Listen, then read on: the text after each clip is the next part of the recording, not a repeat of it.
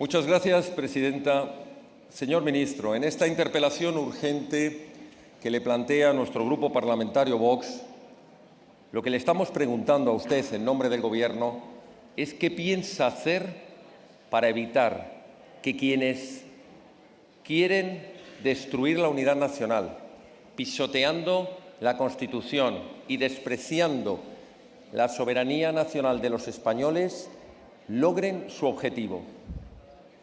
Es terrible, ¿no?, que se tenga que hacer esta pregunta, esta interpelación urgente a un gobierno de una nación que debería entenderse que es su razón principal, evitar que los enemigos de la nación consigan sus objetivos. Pero ustedes, señor ministro, han venido cumpliendo a rajatabla la hoja de ruta marcada por los separatistas, por los golpistas, por los enemigos de la nación. Y lo han hecho desde el primer minuto, paso a paso, cesión a cesión. Nació este Gobierno de la gran mentira, del gran fraude electoral que fue esa traición y esa cesión que hicieron a los enemigos de la nación, traicionando a sus propios electores, a sus propios votantes. Cuando prometió el candidato a presidente en las elecciones, Pedro Sánchez, el que le ha puesto a usted ahí, que jamás pactaría con quienes tienen las manos manchadas de sangre, que jamás pactaría con quienes habían dado un golpe de Estado, quienes querían destruir España, y que jamás pactaría y no sería capaz de dormir tranquilo si pactase con aquellos de las cartillas de racionamiento, los totalitarios comunistas. Pero cedió para sentarse ahí, en el banco azul, y que usted se pueda sentar ahí. Y la primera gran cesión, señor ministro, yo la pude comprobar sentado en los estrados de la Sala de lo Penal del Tribunal Supremo, cuando la Abogacía del Estado recibió instrucciones para que lo que era una evidente y clara acusación por delito contra la Constitución, delito de rebelión contra los golpistas, por arte de magia, no, por cesión a los golpistas, se convirtió en fase de enjuiciamiento en acusación de la Abogacía del Estado por delito contra el orden público, delito de sedición. Ahora empezamos a entender un poco esta última reforma del Código Penal, porque tampoco quieren el delito de sedición. Y después, señor ministro, ¿después qué vinieron? ¿Lo recuerda? Después vino unas sentencias de la Sala Segunda y como no pudieron evitar esa condena, vinieron los miserables e indignos e injustificados, contrarios a ley, indultos para todos y cada uno de los condenados. ¿Recuerdan quién era el ministro de Justicia? Yo se lo voy a decir, el señor Campos. ¿Le suena? Es que es uno de los candidatos que ahora quieren poner en el Tribunal Constitucional. Señor ministro, seguimos hablando de cesiones. Luego vino las cesiones a los proetarras. Había que blanquear la ETA y crear la ley de memoria democrática. Bueno, de memoria y de democrática no tiene nada, pero de cesión tiene mucho. Cesión a la ETA para que escribieran el relato. Sí, el relato, porque entonces se deslegitimaba la transición, se deslegitimaba la corona y se favorecían los homenajes a los terroristas, claro, despreciando y pisoteando a las víctimas del terrorismo. Luego vino, señor ministro, luego vino la cesión al PNV, ¿se acuerdan? A Bildu, a PNV, había que ceder las competencias penitenciarias para que esos informes de sanidad los pudieran emitir desde el propio gobierno vasco. ¿Para qué? Claro, ¿pero qué cree? ¿Que no nos damos cuenta? Luego vino la siguiente cesión, señor ministro, el acercamiento de los presos a las cárceles vascas como paso previo a unos informes de sanidad que les permitan salir a la calle mediante un fraudulento tercer grado. Señor ministro, luego vinieron las cesiones. Vinieron las cesiones retirando cualquier presencia del Estado. Su Majestad el Rey no podía entregar los despachos a los magistrados de la carrera judicial en Cataluña. Había que esconder al jefe del Estado porque representa la soberanía nacional, representa la unidad nacional. Y por tanto ustedes no hacen nada por la retirada de las enseñas nacionales, las banderas, en tantos y tantos edificios públicos de Cataluña, del País Vasco, de Navarra, etcétera, etcétera. ¿Por qué? Porque la presencia del Estado molesta a sus socios separatistas y, por tanto, una nueva cesión. Luego vino la cesión también, esa vieja reivindicación de la maldita asesina banda terrorista ETA. ¿Sabe cuál es, no? Que había que quitar la Guardia Civil de Navarra. Nueva cesión al separatismo proetarra. Luego vinieron nuevas cesiones. ¿Cómo es eso de que la directora nacional del CNI se atreva a investigar a nuestros socios golpistas? ¿Pero dónde se ha visto esto? ¿En qué Estado de Derecho se permite que los servicios de información investiguen a quienes quieren dar delitos, quieren cometer gravísimos delitos y dar golpes de Estado? Cesada inmediatamente. Y además instrucciones al CNI para que de ninguna manera se atreva a investigar ni a quienes dan golpes de Estado, ni a quienes los preparan, ni a los CDR violentos, ni a los grupos declarados por varios juzgados como grupos terroristas vinculados al separatismo. Los servicios de información no están para eso, ¿no? Según ustedes, claro. Nuevas cesiones. Desprotección absoluta al español.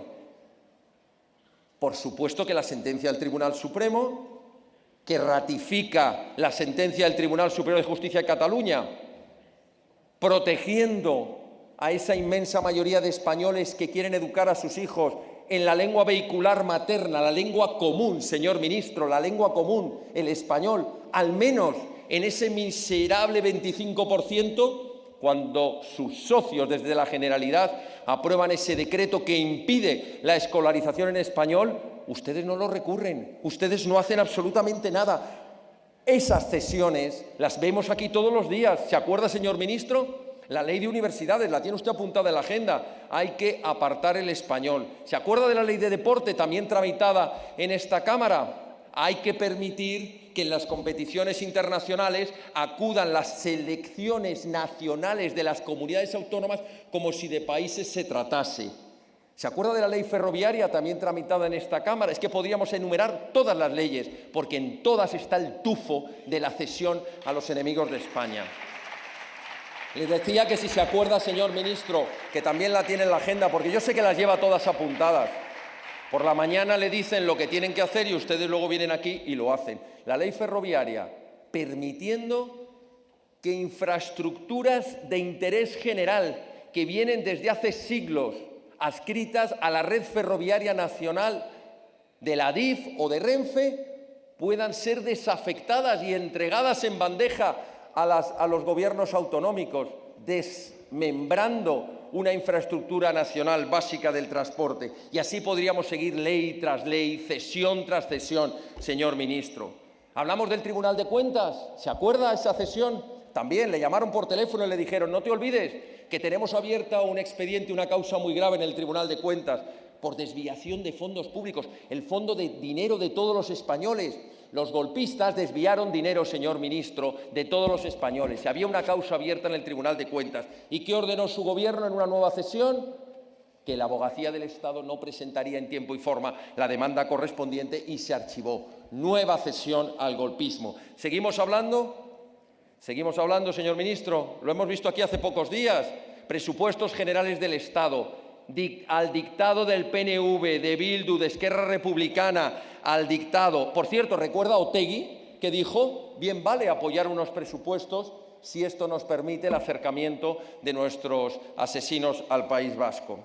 Y esos presupuestos plagados y plagados de partidas de dinero para favorecer a los golpistas, a los que odian a España. Por ejemplo, con las embajadas en el exterior, que son una nueva muestra del desprecio a esa competencia exclusiva del Estado que es la política exterior. Y ustedes les permiten que desacrediten al Estado y que hablen como si Cataluña o el País Vasco fueran naciones, o Galicia, tampoco me quiero olvidar de las embajadas gallegas, o cuando utilizan la TV3, por ejemplo, esa maquinaria de odio y de propaganda al servicio de los separatistas catalanes que ustedes riegan también en los presupuestos. Y así, señor ministro, cesión tras cesión en esos presupuestos generales del Estado. El último pago ya lo conocemos todos, ha estado en la actualidad política. Había que derogar el delito de sedición, esa amnistía general encubierta de los golpistas.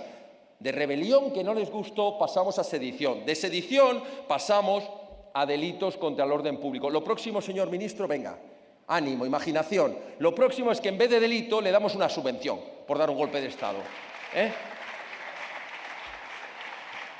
Y por último, señor ministro, ríase, pero es que es la triste realidad de lo que están haciendo ustedes en España. Puede reírse y sonreírse. A los españoles no les hace ninguna gracia lo que están haciendo ustedes. Se lo digo absolutamente con pena. Mire, la malversación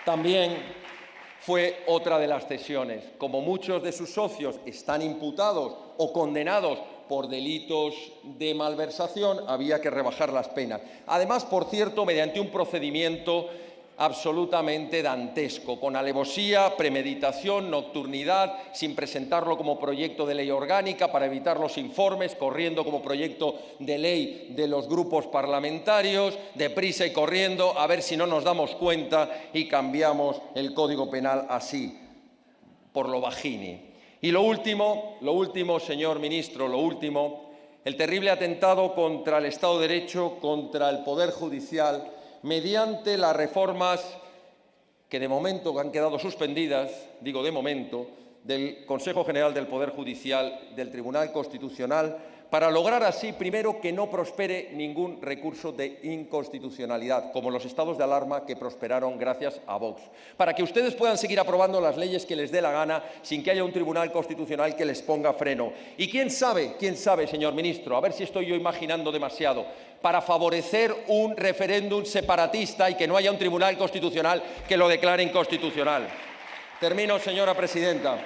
Señor ministro, no le interpela Vox, le interpela el pueblo español y la historia. ¿Van ustedes a hacer algo para evitar que los golpistas, que los separatistas, que los que odian a España y quieren destruir la nación, la soberanía nacional y la Constitución, logren sus objetivos, o van a continuar cumpliendo a rajatabla esa hoja de ruta que nos lleva al suicidio? Menos mal, señor ministro, que aquí estamos nosotros para denunciarlo y pronto en las urnas el pueblo español para ponerle freno. Muchas gracias. Muchas gracias, señora presidenta.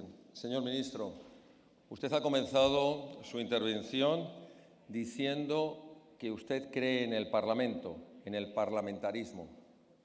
¿De verdad? ¿Por qué cerraron este Parlamento para que no pudiéramos controlar sus estados de alarma fraudulentos declarados gracias a Vox inconstitucionales? ¿Por qué se les llena la boca diciendo que respetan al Parlamento si luego están dispuestos a entregárselo en manos de aquellos que precisamente lo que no creen es en nada de lo que salga de este Parlamento, porque ellos quieren montar sus parlamentos soberanos separatistas? Usted ha afirmado a continuación, señor ministro, que este Parlamento representa a España. Hombre, permítame que le haga una matización. Representa al Poder Legislativo. España es mucho más. También hay un Poder Judicial que no está aquí dentro. Hay un Ejecutivo que, por desgracia, debería controlar este Parlamento. Y, desgraciadamente, como ustedes han dedicado, junto con el Partido Popular, a cargarse cualquier atisbo de división de poderes, pues este Parlamento no tiene capacidad real de controlar a los diferentes ejecutivos. Pero es que España es mucho más. España es su historia y España son millones de españoles que por culpa de gente como ustedes no se siente representada en esta Cámara, porque han creado ustedes una absoluta separación entre la política ficción y la política real, la que está en los campos, en los mercados, en los talleres, en las colas del paro. Esa España, que es la España real, la que está pasando frío por culpa de sus negacionismos y sus políticas de absoluto fanatismo climático a expensas de poderes extranjeros. Esa España que pasa frío o que no puede poner el aire acondicionado por sus políticas, no se siente representada en este Parlamento.